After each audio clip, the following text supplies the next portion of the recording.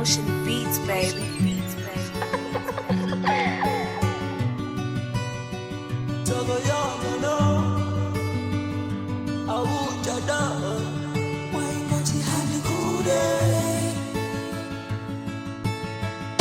Pawandiona ini sirindirindeka cherudo swiri ndiwo angu maringeka asifanya maneti wazobaya zvinhu zvese zvotavironga iwe wauraya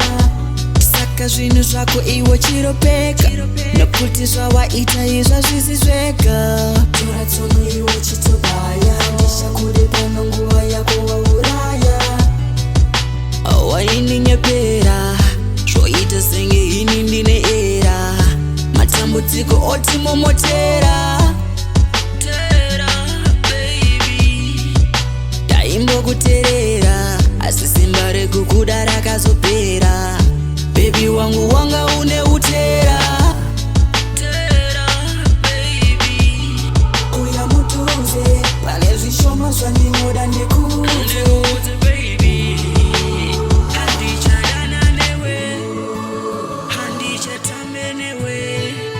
murudo takayanana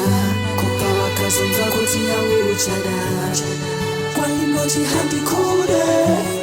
kwete kupedza nguva yangu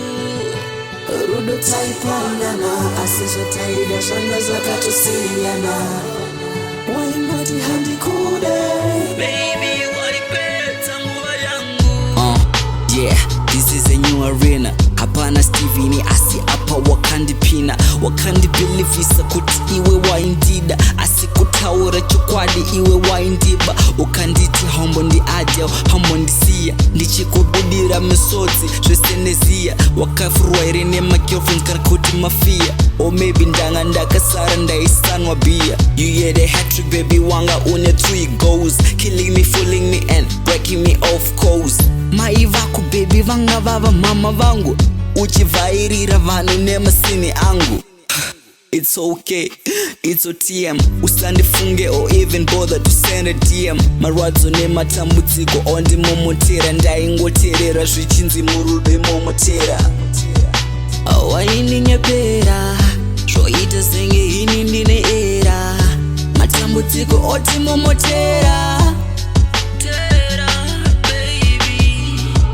taimbokuteerera asi simba rekukuda rakazopera bebi wangu wanga une utera murudo takayanana kupa wakazonza kuti yawe uchada kwaingoti handikude kwete kupedza nguva yangu rudo taipanana asi zvotaida zvanga zvakatosiyana waingoti handikude baby